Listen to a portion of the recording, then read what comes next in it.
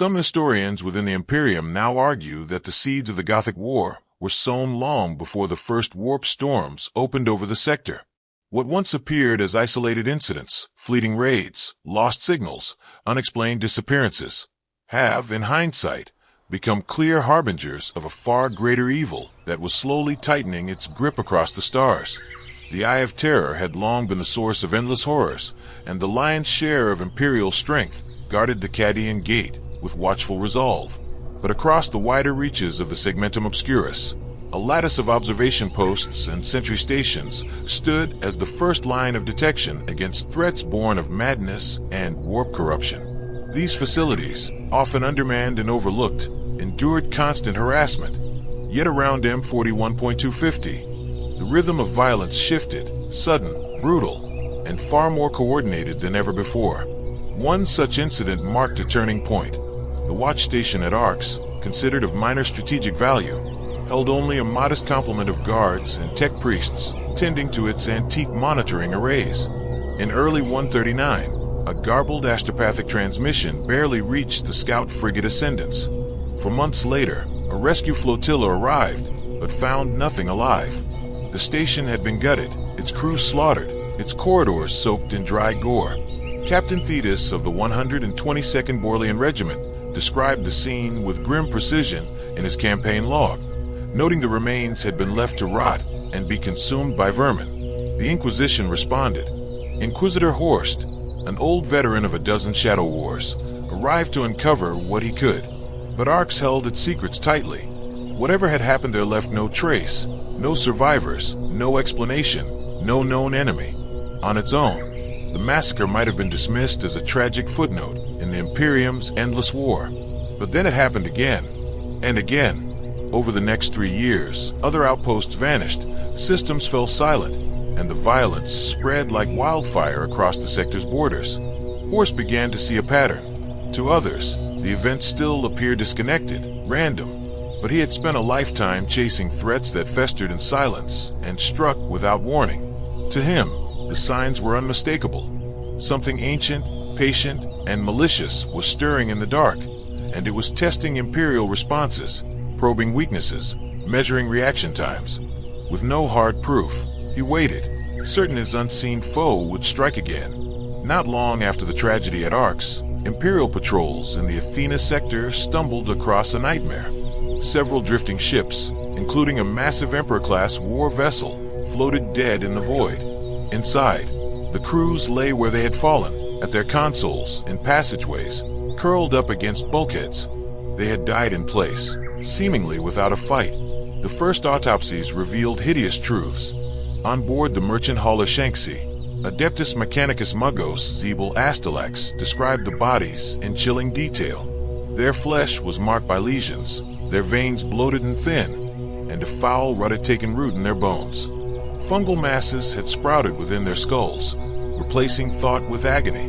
Many seemed to have gone mad before death, clawing at themselves and one another in their final moments. All evidence pointed to a virulent, fast-spreading plague. The derelict ships bore signs of brief combat, hull scars from boarding, but no trace of the attackers remained. It was as if the Reapers had vanished into the warp, leaving only death behind. Rumors whispered through naval circles told of a cursed warship once thought long lost, the Plague Claw. Crewmen spoke its name in hushed tones, a legend of pestilence and ruin that had haunted Imperial shipping lanes for millennia. Horst listened closely. The timing, the symptoms, the cruelty, it all pointed toward the hand of Nurgle. And when reports arrived of Death Guard war bands striking the hive world of Morgengast with plague-ridden fury, his suspicions turned to certainty. The Imperium could no longer ignore the signs. Fleets were mobilized. Cadian defense lines were reinforced. Every watch station and orbital bastion across the Gothic sector was placed on high alert. Horst knew it was already too late to prevent the coming storm. The enemy had revealed its hand, but only the first of many to follow. Something vast and terrible was moving beneath the surface of known space, and in its shadow, the Gothic War began to awaken. Across the stars, the warp began to stir with growing fury. Navigators reported impossible storms twisting through the void. currents of raw chaos sweeping across once safe routes. Panic followed, spreading from ship captains to planetary governors, until entire worlds simmered with dread. In the shadows of shrines and cathedrals, fear twisted into madness. Voices rose in trembling prayer, but many spoke of punishment instead of hope. New cults spread like wildfire, claiming that the storms were sent to scour the wicked, and that only pain could bring forgiveness. Within weeks, hives and colonies were seized by mass hysteria. Citizens turned zealots, flagellating their flesh and branding their skin, convinced they could draw back the emperor's gaze through suffering. Order collapsed as mobs took control. Families betrayed one another in desperate bids to root out the impure. Innocents were dragged into the streets, accused by neighbors, judged without trial. Fires consumed districts where so-called heretics had once lived, and hangings became a daily ritual. The voices of sane clergy were drowned out by blood-soaked sermons and chants of cleansing flame. While the ecclesiarchy floundered and local enforcers were overwhelmed, darker forces moved in silence. Hidden among the chaos, cults pledged to powers far older and more terrible than the emperor whispered lies that found eager ears. These heretics wormed into positions of power, twisting fear into obedience. With poisoned words, they preached salvation through chaos, promising purpose in a galaxy that had lost its way. The Inquisition watched in growing alarm as rebellion and madness spread unchecked. Then the first explosions came. Ships docked in orbit around key worlds erupted into fire. Ammunition stores ignited. Reactors failed without cause. Official reports blamed malfunction, yet whispered rumors spoke of betrayal, of crews who turned on their officers and sabotaged their own vessels. Suspicion seeped through the ranks of the Navy. Through this storm of paranoia, Inquisitor Horst refused to slow his pursuit. Each disaster, each uprising, pointed toward something deeper, something orchestrated. When word reached him of a chaos assault on the world of purgatory, he demanded to be among the responding fleet. He already knew what the others did not. Beneath that world's barren surface lay a secret worth killing for. Buried for millennia, the relic was known only to a few under Imperial seal. The Hand of Darkness, an ancient device whose origin was lost to time. No one could say what it truly did, only that it pulsed with alien power beyond human comprehension. Horst feared it would not remain buried for long. When the smoke cleared, the relic was gone, vanished into enemy hands. But the nightmare was not yet complete. The hand was tied to another artifact, one hidden far away on the desolate world of Ornsworld. Harsh and windswept, the planet's only inhabitants were the Rattlings, a diminutive people known more for farming than fighting. There, in the heart of a hollowed statue, lay the Eye of Night. Horst raced to reach it, but chaos had already struck. Though the first wave was pushed back by a passing guard recruitment detachment, the second assault was swift and overwhelming. The Rattlings could do little as the skies burned and the land cracked open. Towns were reduced to embers. Fields turned to ash. Entire families vanished beneath tides of war. The Eye, once hidden within a sacred idol, was taken amidst the destruction. Lieutenant Hawkins of the Guard described the horror in his final reports. Columns of smoke rose from every direction. Skulls were stacked like monuments to slaughter. An earthquake, triggered by some unnatural force, shattered the mountain they called the Great Belly, burying entire settlements in its collapse.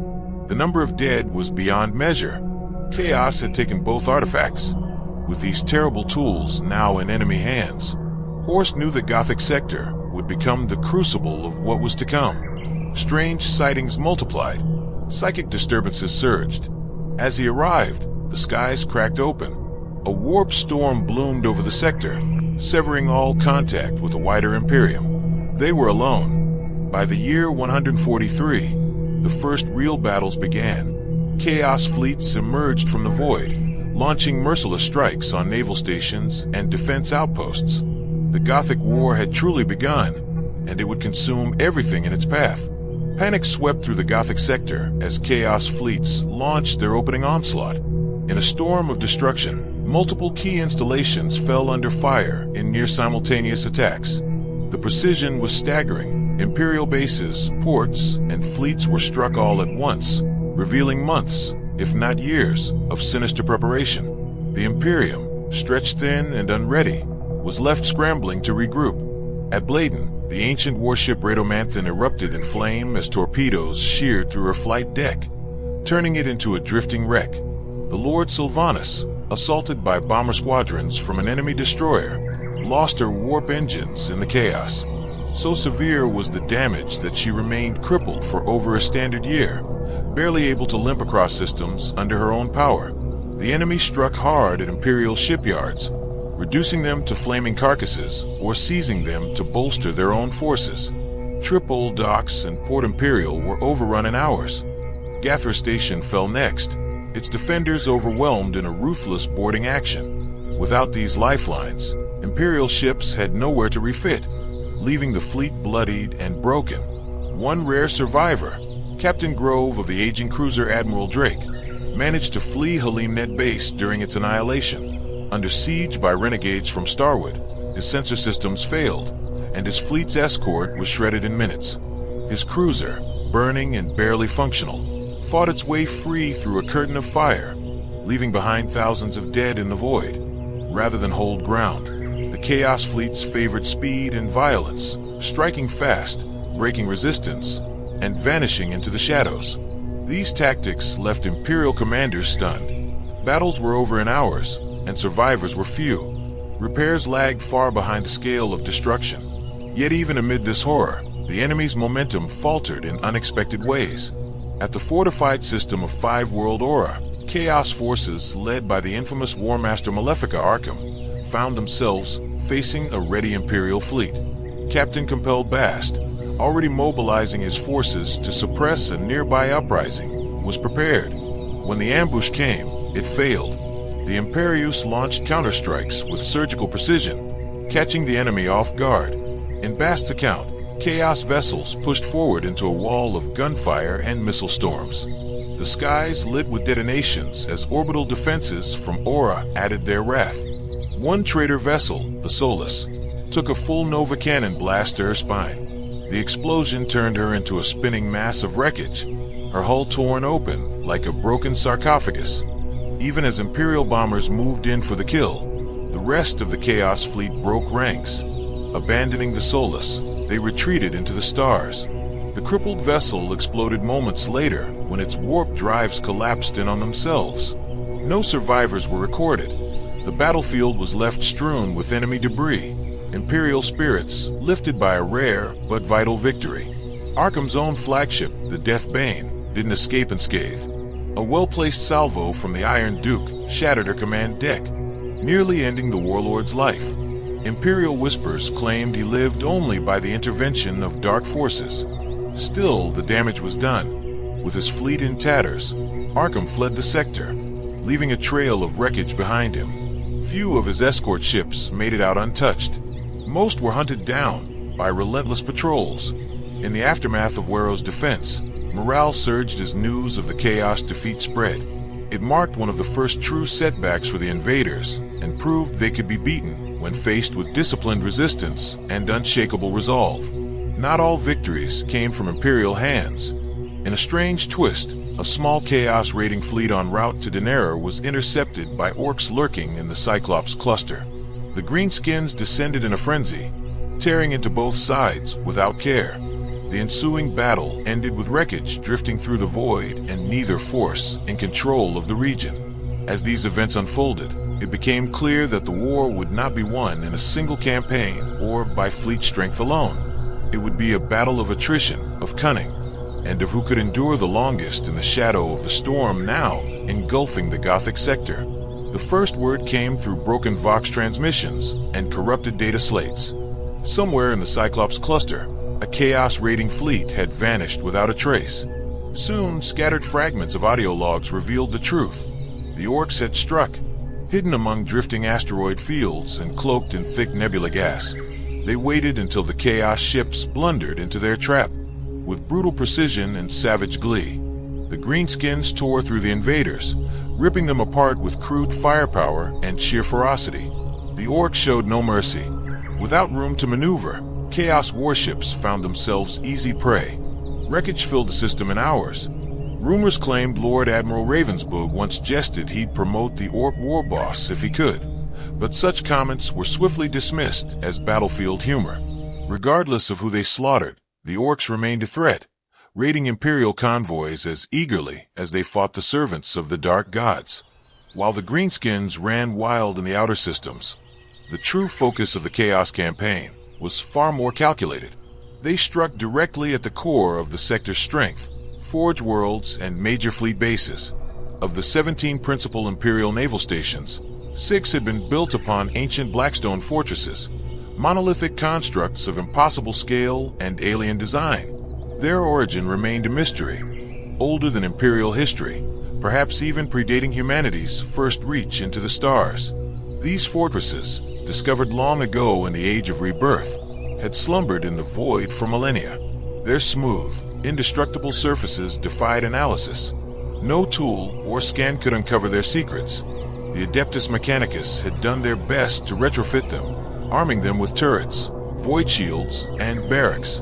Though dormant at their core, the Blackstones became strongholds without equal, until the day one of them fell. The Rebos system was the stage. At its heart orbited Blackstone 4, home to a fortified naval command post. Then came the assault. A vast chaos fleet descended, led, many believed, by Abaddon the Despoiler himself. Over 20 capital ships surged through Rebos' outer ring, supported by a swarm of destroyers and cruisers. Imperial defenders fought bravely, but they were outmatched, outnumbered, and outmaneuvered. As the traitor fleet approached the fortress, something impossible happened.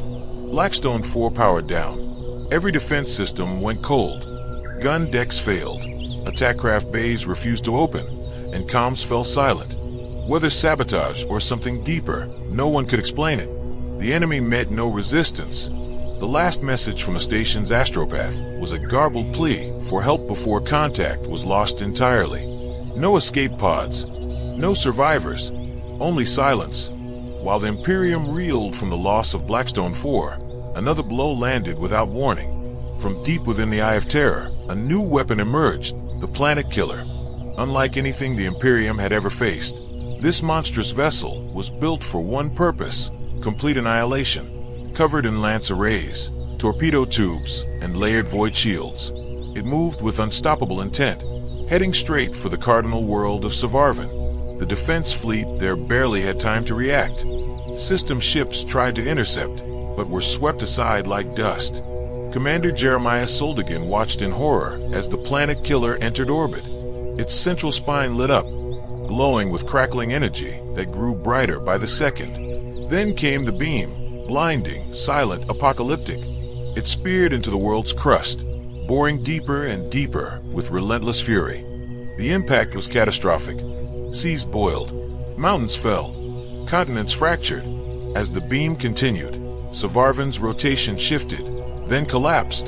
The planet twisted on its axis and tore itself apart, rupturing into thousands of molten shards. 14 billion souls were lost in minutes.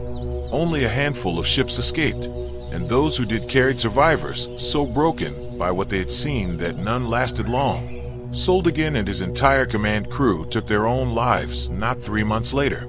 Across the Gothic sector, terror spread faster than the news itself. Even hardened veterans whispered of the Planet Killer in hushed tones. The enemy now held the power to erase entire worlds from existence, a weapon not merely of war, but of extinction. Inquisitor Horst, tracking signs of the Hand of Darkness and the Eye of Night, feared this was only the beginning. If such devastation was but a glimpse of what chaos now wielded, then the Imperium stood on the edge of something far worse than war: total oblivion.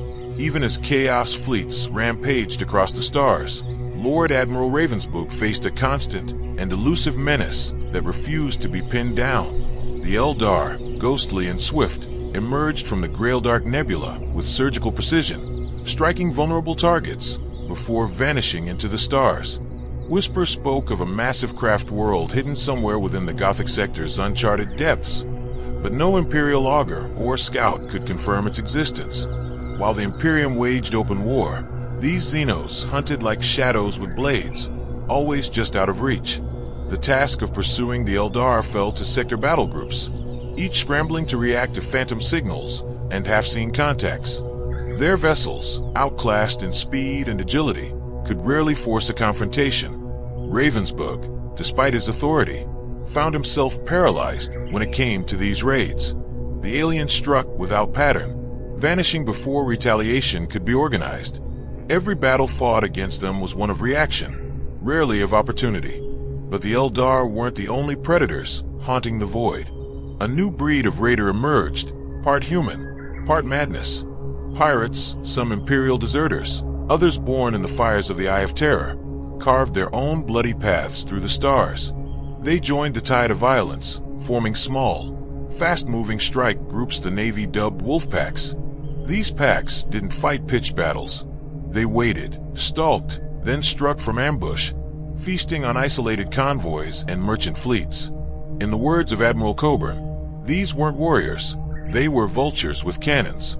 These rogue elements flourished where law couldn't reach, hiding in dense asteroid belts or the stormy upper layers of gas giants.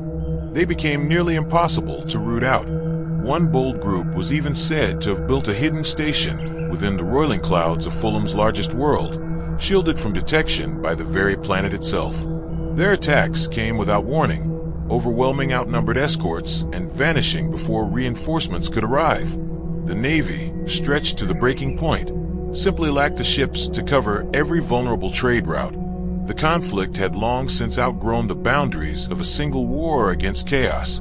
The Imperium was bleeding from every direction, its supply lines frayed, its defenses overrun, and its enemies too numerous to count. Orc warbands clashed with Chaos armadas. Eldar danced through Imperial fire, and pirates stripped the bones of shattered convoys. Victories became rare, defeats too common. World after world fell silent, their names added to a growing list of losses. Shipyards groaned under impossible workloads, and even when hulls were ready, the crews to man them were nowhere to be found. Each passing week dragged the Imperium closer to the edge. Panic swept through the Gothic sector like a rising storm. What had once stood as a proud symbol of Imperial dominance now cracked under the weight of unrelenting invasion. The mighty Blackstone fortresses, immovable and legendary, began to fall in a pattern too precise to be coincidence. First Fortress 1 was lost, then 4, then somehow 4 again, followed by 1 once more. Chaos was not acting blindly. Every assault had purpose, every move cut deep. Their commanders weren't reckless warlords, they were strategists, guiding vast armadas like blades toward the sector's heart. Each Chaos War Master commanded a fleet powerful enough to rival entire Imperial task forces, and together they carved paths of destruction from one system to the next. Above them towered the shadow of one figure that even seasoned admirals dared not speak of lightly, Abaddon the Despoiler. His presence hung over every world like a death sentence, and with the looming specter of the Planet Killer, a weapon capable of vaporizing entire planets, many Imperial governors chose surrender over resistance. No shots fired, no stands made, just white flags and open gates. As systems fell one by one, the Imperium lost more than territory.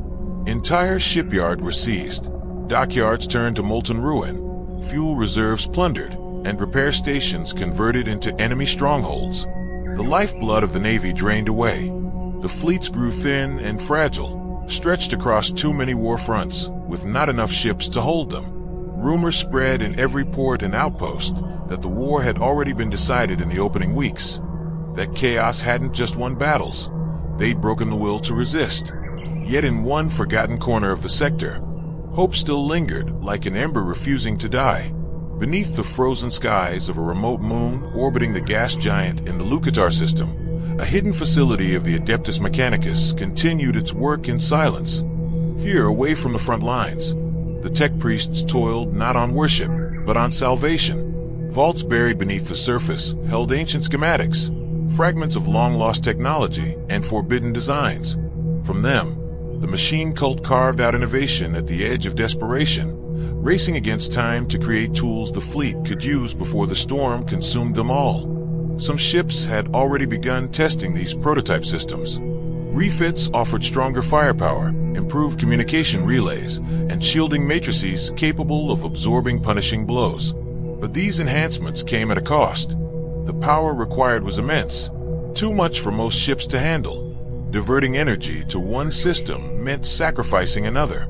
Stronger weapons drained navigation systems. Shield boosts crippled propulsion. Balancing power became a dangerous game, and the smallest miscalculation meant death. Advancement crept forward, always partial, always fragile. It was during this uncertain moment that Abaddon returned to the stage of war. Commodore Vandes, commanding the 202nd Red Squadron, had been running a routine sweep near the edge of the Lucatar system. 4 sword-class frigates moved in tight formation, scanners humming. On the 19th day of Aphrodite, their augurs picked up a surge unlike anything recorded. Massive, unnatural, and growing stronger by the second. A murmur spread through the decks. Memories of the planet killer stirred unrest. Though that monstrous vessel had last been spotted light years away, something about the energy signature felt familiar, almost like the precursor to annihilation. Driven by duty and dread, Vandes led his squadron toward the source. The sight that met them defied expectation. A chaos fleet had breached the system, its center held by a blackstone fortress unlike any seen before. This wasn't the cold, ancient structure the Imperium had once claimed. It had changed, its surface twisted, alive with flickering lights and unnatural movement. The armor seemed to pulse, as if something within it breathed. The fortress was no longer a weapon of stone and metal. It had become something far more terrifying. Without warning, it unleashed its fury. From a range thought impossible, beams of blazing energy tore through Lucatar Station, reducing it to a drifting graveyard in moments. The frigates of the Red Squadron fired everything they had. Torpedoes, lances, broadsides, none left to scratch. Their attacks vanished against invisible fields or were swallowed by the fortress's dark hull. The battle wasn't a fight, it was an execution. Vandes had no choice. With the few ships still functional, he initiated emergency warp jump protocols and fled toward Brenega. There, Blackstone 6 held orbit, a bastion not yet defiled. If they could warn the defenders, perhaps they could delay what was coming. But Vandes knew, in the pit of his soul, that delay was all they could hope for. Another fortress would fall, and this time, nothing the Imperium had could stop it. Though the warning reached its destination, the Imperial response was tragically underwhelming. Blackstone 6, once a crown jewel of orbital defense, was left with little more than a token garrison and a handful of battered ships. The Chaos Fleet struck without hesitation. As with the others, the fortress's systems failed before the first volley could be launched. No alarm sounded, no defenses activated. Power vanished in an instant, leaving the massive bastion adrift and silent.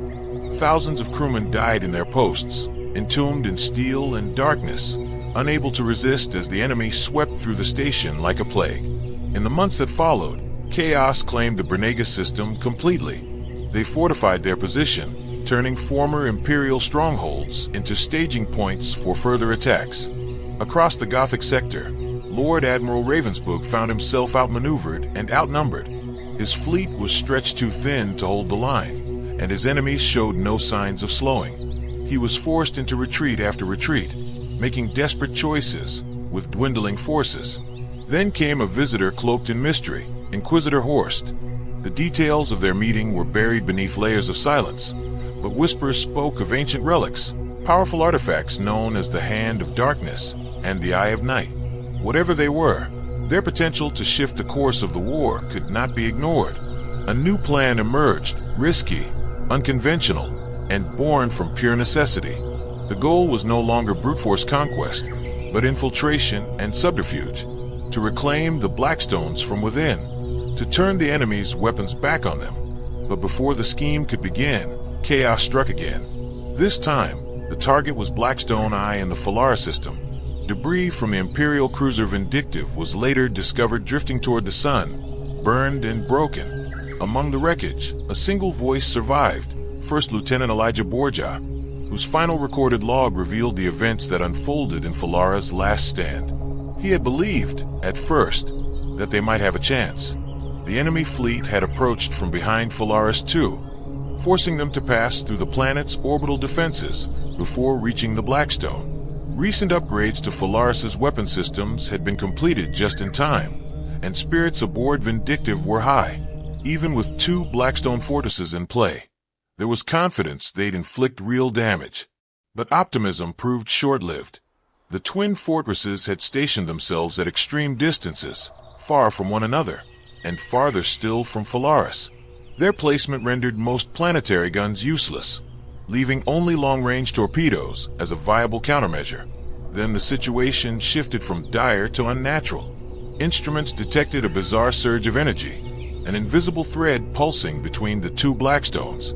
The connection shimmered to the naked eye, forming a column of unstable power, as if the great stations were alive and sharing some dark communion. Panic spread throughout the Vindictive as readings grew worse. The astropath collapsed in a fit of screams, claiming a warp incursion was imminent. No one could tell whether this was sorcery, lost Xenos technology, or something far worse.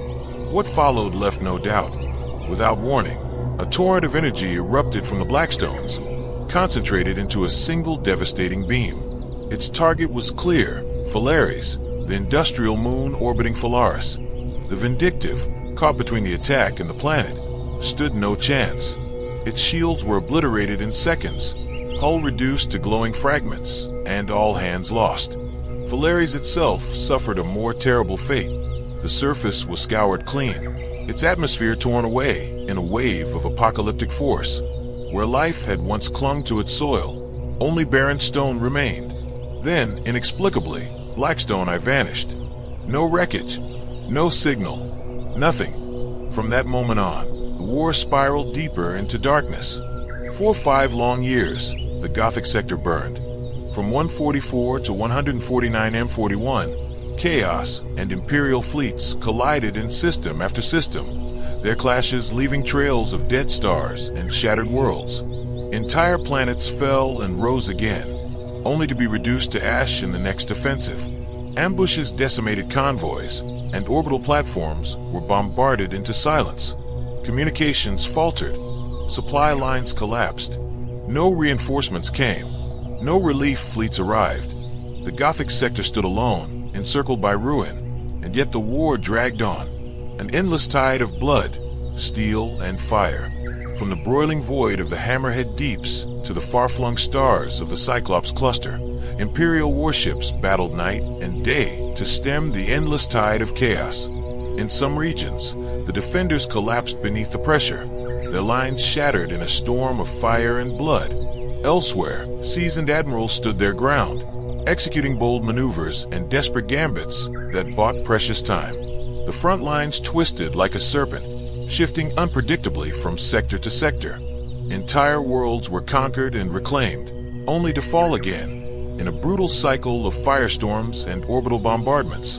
By 147 M41, the Lyside subsector stood on the brink of total ruin. Chaos forces held the majority of its systems, their banners flying above once loyal bastions, like Port Moore. In contrast, the Cyclops cluster became a rare ember of defiance.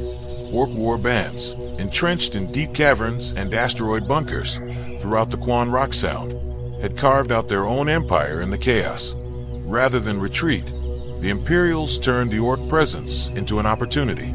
From those wild outposts, Imperial battle groups launched a series of daring raids, pushing back Chaos fleets in a campaign that stunned even the High Lords.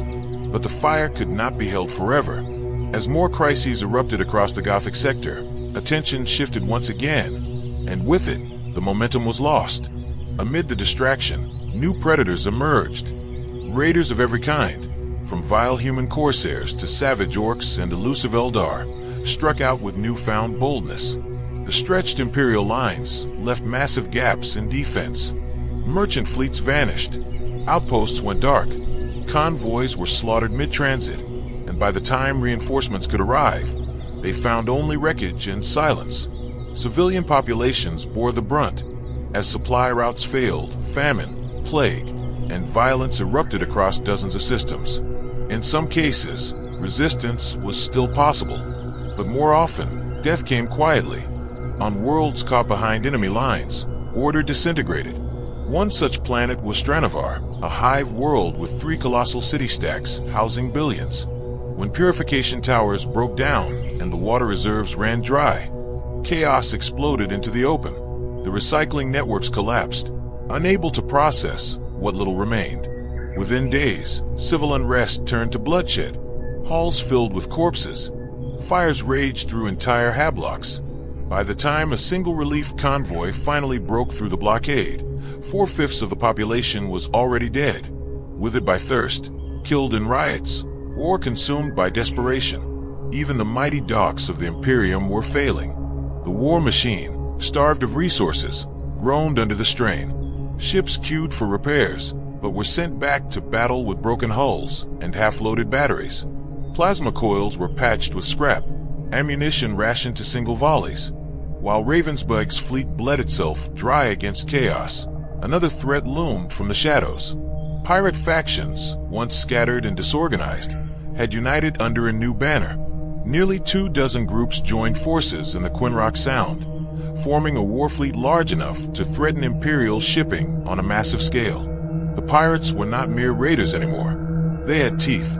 More than 50 escort-class vessels formed their vanguard, backed by a captured Gothic-class cruiser and 2 Lunar-class warships salvaged from old battlefields. With no time to spare from the main front, Lord Admiral Ravensburg handed the campaign over to Fleet Admiral Mondarch, tasking him with eradicating the pirate threat before it could spiral out of control. Mondarch wasted no time. He called in every ship he could spare, bringing together the Sword of Orion, Havoc, Uzio, Fortitude, and the dreaded Saprapubate, all proven in battle and thirsting for a fight. Mondarch's forces didn't rely on brute strength alone. The 24th Destroyer Squadron, known as the Widowmakers, took point, flanked by the frigates of the Eagle Claws and the Anvil 206 Flotilla. With cunning worthy of a master tactician, Mondarch laid a trap. He dispatched a decoy convoy of unarmed freighters, broadcasting false signals across the region. The pirates took the bait, as they surged forward to plunder what they believed to be easy prey. The Imperial fleet descended from high orbit and struck with overwhelming force. Lost fire and torpedoes tore through the pirate line, sending hulls spinning into flame and void. But Mondarch allowed one vessel to escape, a calculated risk. With the aid of Navigator Absalon Drow, that fleeing ship was tracked through warp space to its hidden lair in the Costa system, a savage region thought uninhabitable. There, the pirates had built their nest, confident in its secrecy and neglectful in its defense. The Imperial retaliation was swift and unforgiving. Mondarch described the assault as a hammer from the sky, catching the pirates in total disarray. Within hours, their fleet lay in pieces. The Reprobate, a cruiser infamous for its kill count, claimed 15 ships alone in the onslaught. When the smoke cleared, over 30 enemy vessels had been destroyed, their crews either dead or scattering into deep space. The sector had gained a rare victory, but even as the stars burned bright with Imperial fire, the war raged on elsewhere. Chaos, like a tide, would not be stopped for long. Believing they could vanish into the shadows, a splinter group of pirates sought refuge on a barren, windswept world far beyond the main star lanes. The surface was harsh, its air barely breathable, and its soil poisoned by ancient chemical scars. They thought the planet's hostility would shield them from pursuit, but they underestimated the fury of the Imperium. The Adeptus Mechanicus, under the guidance of Magus Orlean, had outfitted a payload of plasma torpedoes with atmospheric ignition charges. When fired from orbit, these weapons didn't merely bombard, they set the sky itself ablaze. Flames rolled across the upper layers of the atmosphere, creating a roaring firestorm that swept the planet's crust. From orbit, it resembled the sun being born too close to the ground. No hiding place was spared. Pirate strongholds burst like kindling, and those few who tried to flee were caught in the searing winds. Only 3 ships made it off-world, their hulls scorched and weapons jettisoned, transmitting desperate pleas for clemency. They received only silence before being vaporized by the lance batteries of the pursuing fleet. With the pirate armada broken and scattered, Lord Admiral Ravensburg could finally shift his focus back to the greater war. The skies across the Gothic sector were still ablaze, and the enemy remained vast and unyielding. But this brutal victory had bought breathing room. It was a rare triumph in a campaign defined by grinding attrition, and it offered the first clear opening in years to regain lost momentum. The war had dragged on for 7 grueling years. From fortress worlds to asteroid belts, Imperial forces had been fighting with their backs to the wall, trying to contain chaos incursions with dwindling fleets and fractured command chains. Every day, another system sent out a final distress call. But as the year 151 M41 began, Ravensburg made a fateful decision. He would no longer divide his strength thinly across 1,000 fronts. Instead, he would gather Battlefleet Gothic's surviving core into a single hammer blow, one that would smash the enemy piece by piece, beginning with their most isolated task forces. It was a risk fraught with peril.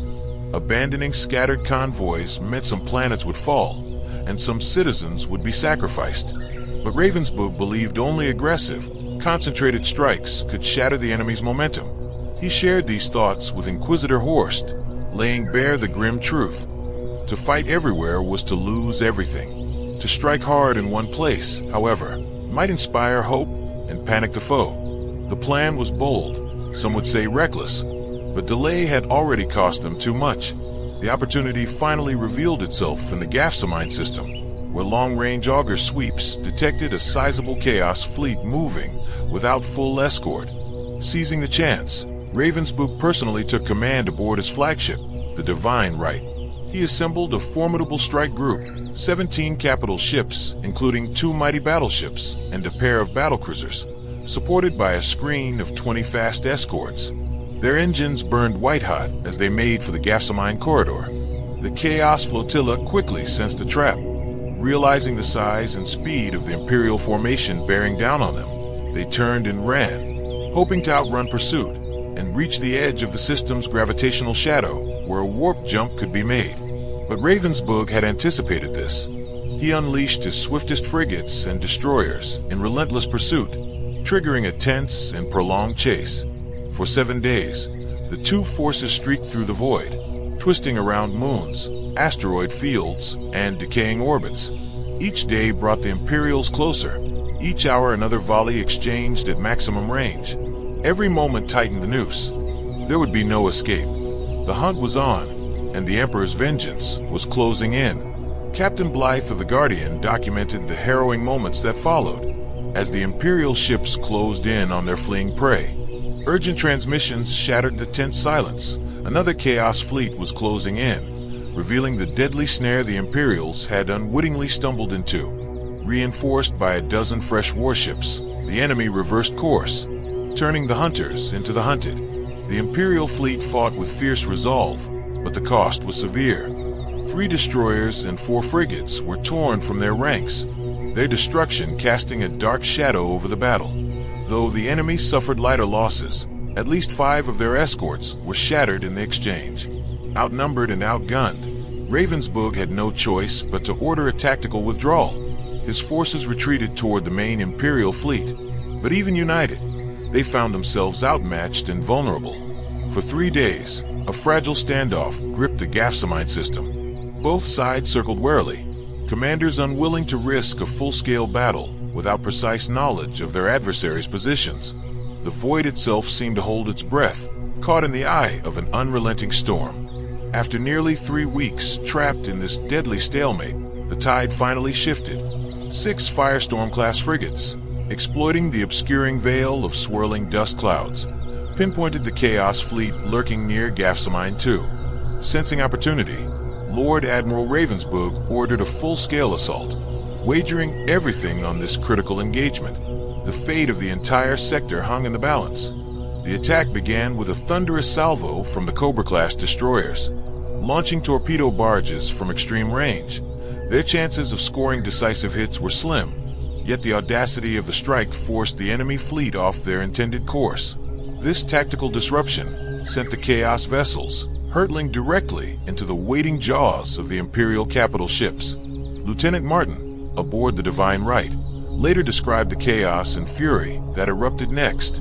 The Chaos fleet, caught unprepared and funneled into a direct confrontation, found themselves battered from all sides.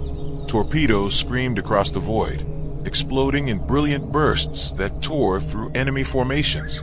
While many torpedoes missed their marks, enough found targets to ignite panic and confusion. Imperial ships, bolstered by thick shields and reinforced armor, shrugged off the counterattacks with barely a scratch. Their escort vessels expertly kept the enemy tightly packed, creating a killing zone that the fleet plowed through, hammering the Chaos forces with devastating broadsides from every flank. Ravensburg commanded relentless firestorms that rained death and destruction. Imperial weapons cut through the clustered enemy fleet with brutal efficiency, crippling 4 capital ships and annihilating 11 escorts in the opening salvo. Rather than standing to fight, the Chaos Warmaster called for a desperate retreat, desperate to escape the overwhelming inferno closing in on his forces. The Chaos fleet seemed poised to escape once again as their swifter ships surged ahead, but the battle was far from decided. Captain Drew of the Fortitude later recounted a startling turn of events. Without warning, a squadron of Eldar vessels emerged between the fleeing enemy and the Imperial pursuers. At first, panic rippled through the command decks. These were no ordinary warriors. Their sleek ships bore the colors of the Executioners, a faction notorious across the stars. Yet that fear was swiftly replaced by a glimmer of hope as the Eldar unleashed a precise and brutal volley against the Chaos fleet. The bridge erupted in cheers as the Eldar's energy blasts tore into the hull of a massive Chaos battleship, setting it ablaze and scattering flaming debris over its decks. Caught in a vice between the Eldar's unyielding assault and Ravensburg's advancing fleet, the Chaos forces found themselves trapped and overwhelmed. The Imperials paid a heavy price, losing a dozen vessels and sustaining severe damage across the fleet, but victory was undeniable. The reasons behind this sudden Eldar intervention remain shrouded in mystery. Some speculate that the grim news of Abaddon's capture of a Blackstone fortress pushed these enigmatic warriors to ally temporarily with their ancient foes, hoping to stave off the spreading shadow. News of Ravensburg's dramatic victory at Gafsamine rippled swiftly through the fleet, reigniting flickers of hope among the beleaguered Imperial forces. By late 151 M41, the furious warp storms that had long isolated the Gothic sector began to subside, allowing much-needed reinforcements from neighboring systems to arrive. Fresh warships, battle barges, and strike cruisers from elite Space Marine chapters arrived at the crucial moment, bolstering the worn and battered defenders. Though the Imperium had been stretched thin, their resolve held, preventing chaos from sweeping through the sector unchecked. The unexpected alliance with the Eldar, combined with reinforcements, finally began to turn the tide from desperate defense to cautious counterattack. Meanwhile, while Ravensburg dared to hope, the Chaos Warmaster Avedon refused to relinquish the ground he had seized. Commanding 2, possibly 3 of the fabled Blackstone fortresses, Avedon posed the greatest threat to the Imperial worlds in the Gothic sector. The magnitude of this danger became painfully clear during the fierce assault on the Tarantus system, a vital choke point at the sector's edge. Tarantus was a bustling crossroads for fleets moving between Gothic and the Tamahul sector. Avedon struck hard, knowing that cutting off reinforcements there would cripple the Imperium's ability to fight back. His main fleet, bolstered by the devastating firepower of the Blackstone fortresses, shattered the meager Imperial defenders, ripping a path through the system and forcing open the gateway to the sector's core. The battle that unfolded was nothing short of catastrophic. Countless Navy personnel and Imperial guardsmen paid the ultimate price, their lives swallowed by the merciless clash of 2 gargantuan fleets. Entire worlds were left scarred and shattered, with cities reduced to ashes and innocent civilians caught helplessly in the crossfire. But the destruction on the battlefield was only the beginning. A far more terrifying horror was yet to come, one that would leave an indelible mark on the sector's history. In a grim replay of earlier devastation, the Blackstone fortresses united their terrible might and unleashed a colossal blast of raw energy, directed straight at the heart of the Tarantus star. This overwhelming surge sent shockwaves rippling across the system, a violent pulse that shook planets to their cores. As the Chaos fleet withdrew, battered and burning, they slipped away into the warp, vanishing before they could be further challenged. The star itself was transformed into a seething inferno, its surface roiling with savage storms and its corona swelling ominously to engulf the two nearest planets in its deadly embrace. Panic spread like wildfire, yet even the most desperate efforts at evacuation proved hopeless. The scale of destruction was simply unimaginable. Less than a month later, the Tarantus star exploded in a cataclysmic nova. The eruption wiped away everything within billions of miles, a fiery tempest of plasma and gas that consumed the entire system. This horrific spectacle revealed a terrifying new reality. Abaddon now commanded the power to obliterate entire star systems with ease. The shock waves of this revelation sent ripples of dread through every corner of the sector, pushing its defenders into deeper despair and chaos. Lord Ravensburg was certain that Abaddon's next goal was to seize the remaining Blackstone fortresses. Which one would fall next remained an agonizing mystery, but Ravensburg knew time was running out. For half a year, Imperial and Eldar patrols combed the vast, silent void, scanning abandoned systems for any sign of the War Master's movements. Their relentless search finally bore fruit when the Eldar detected Abaddon's fleet lurking within the lower Lyside subsector. Employing their advanced technology, the Eldar shadowed the Chaos forces through the treacherous currents of warp space, tracing a clear path to Shindelgast. There, the enigmatic Blackstone V floated like a ghostly sentinel, silent and foreboding in the darkness. With much of his fleet engaged on other fronts, Ravensburg made a desperate race to intercept, utilizing ancient warp gates, gifts from the Eldar, to traverse the sector at breathtaking speed. His arrival preceded Abaddon's by 5 tense days, a crucial window of time that could tip the scales. With steady streams of intelligence flowing from Eldar scouts and Imperial spies alike, the combined forces prepared a deadly ambush. The Chaos War Master and his captains, caught unawares and heavily outnumbered, faced a desperate battle that would decide the fate of the Gothic sector. This confrontation was more than a clash of fleets. It was a battle for survival, where the very future of countless worlds hung in the balance. For 3 grueling days, the massive fleets tore through the void with unrelenting fury, trading blows that shattered ships and shattered spirits alike. The clash was merciless, with both sides bleeding heavily, but despite their stubborn resolve, the Chaos vessels found themselves overwhelmed by the sheer might of the Imperial forces. As darkness crept across the battlefield on that 3rd day, Abaddon made a desperate gamble, smashing through the Imperial formation once more with the Blackstone fortresses and steering directly toward the system's blazing star. Ravensburg threw every ship he could muster into the fray, fully aware that the odds were stacked against him. Only the battlecruiser Flame of Purity was close enough to strike, but its weapons barely left a mark on the colossal fortresses. As these massive war machines began to channel raw, devastating energy through powerful beams linking them together, the destruction they promised felt inevitable. It seemed the end was near. In a moment of sheer desperation, Captain Adribal gave a final command, directing all remaining power to the ship's shields and driving the Flame of Purity headlong into the deadly stream of converging energy. The battlecruiser was obliterated in an instant, disintegrated in a flash so bright it could have blinded the entire fleet. Yet Adribal's sacrifice was not in vain.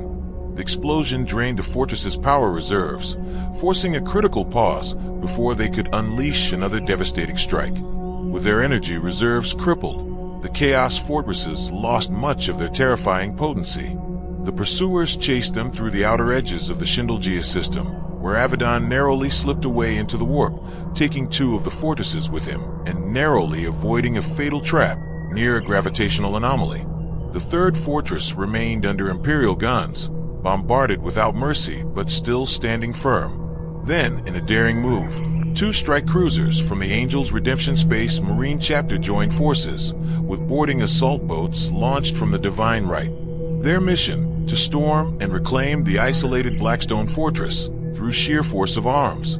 Ensign Goldwyn was among the brave souls who boarded the Forsaken Fortress, and his account of what they found still sends chills down the spine. To their shock, the massive structure was eerily empty. No enemy soldiers, no sign of life, not even a whisper of resistance. Inside, the place felt completely alien, as if it had been twisted by some dark force. The walls pulsed with a strange, black energy that was unlike anything he had ever seen in the stark white halls where he'd trained for 6 grueling years. Every trace of the tech priest's careful modifications had vanished as if wiped clean by an unseen hand.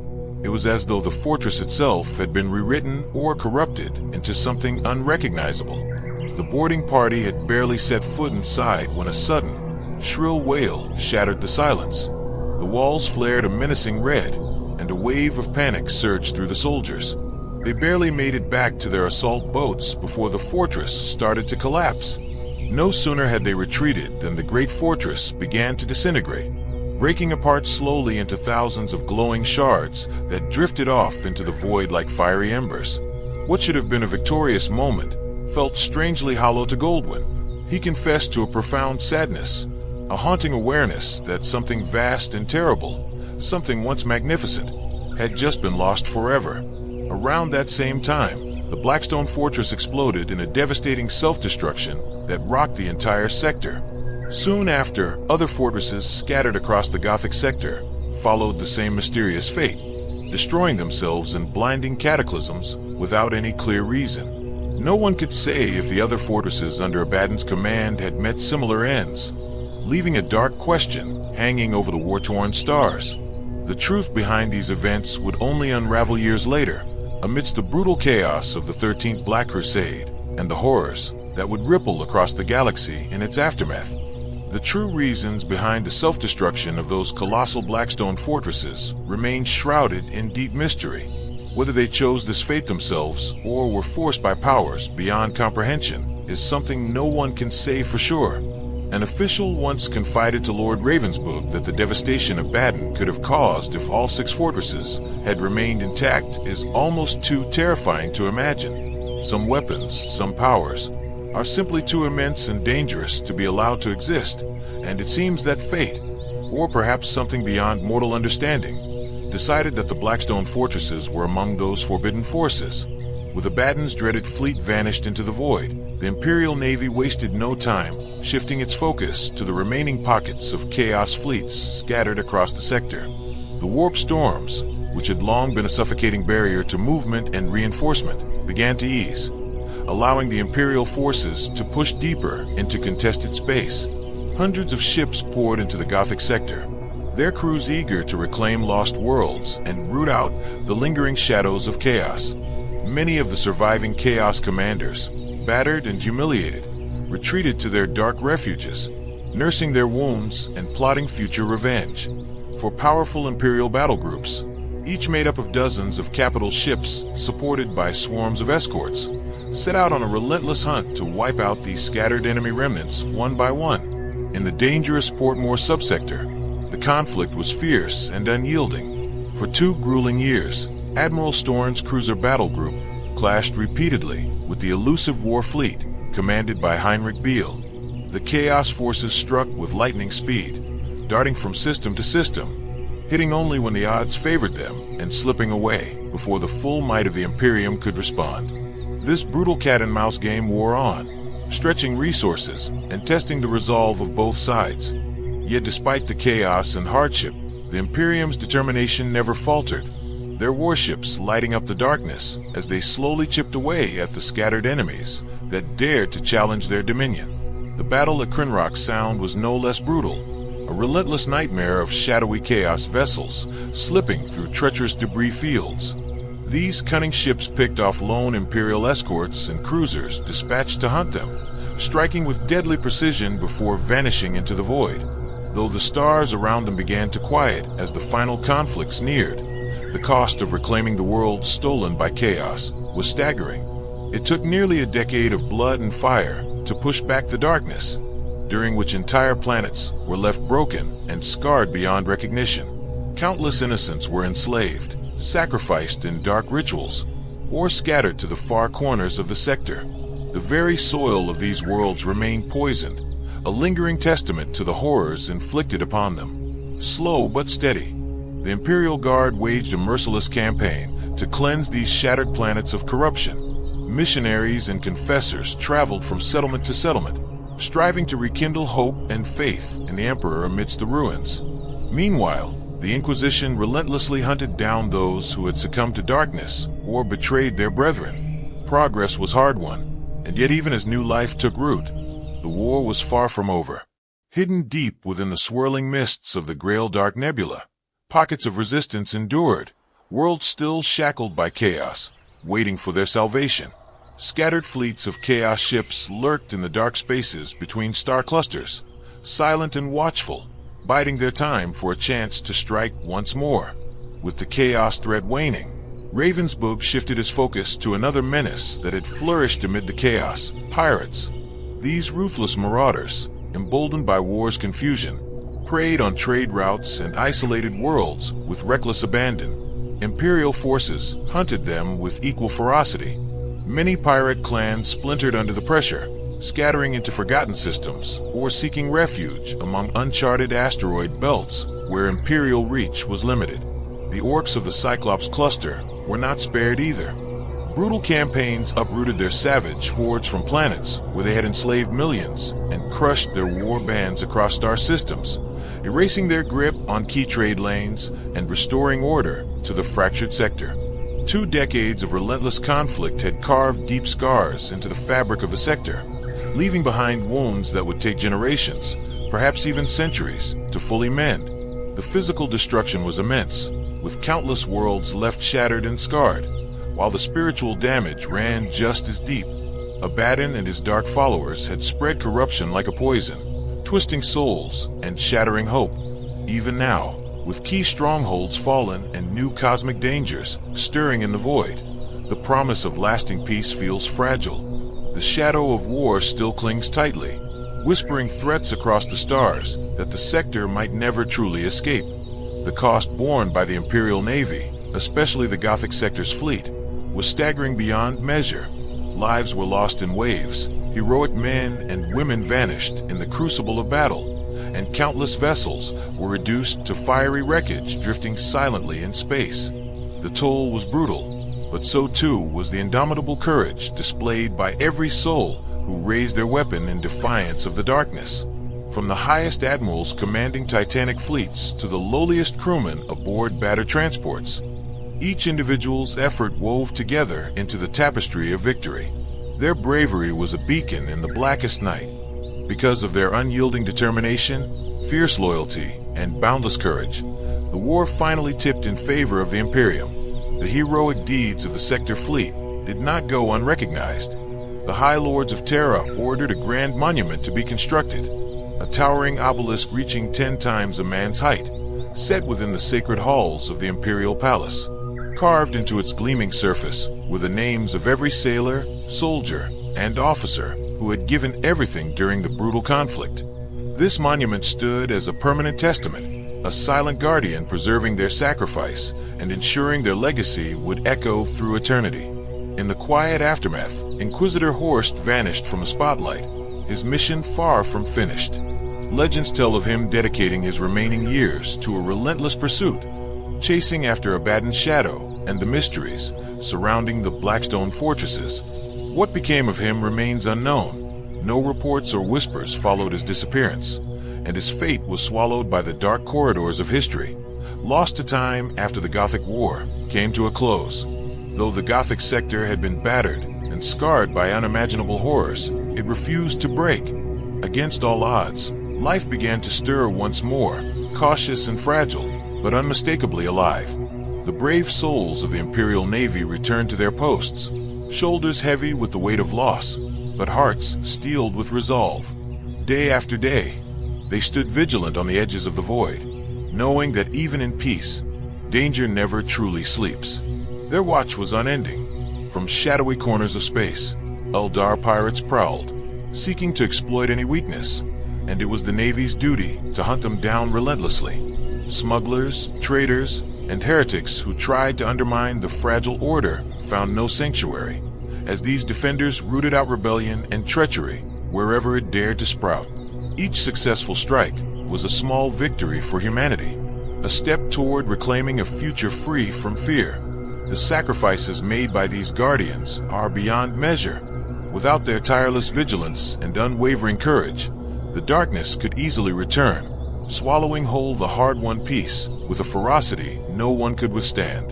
For every star shining safely above, humanity owes a profound debt to these stalwart defenders, those who remain steadfast in the cold expanse, ensuring that shadow and chaos never again rise to claim the stars.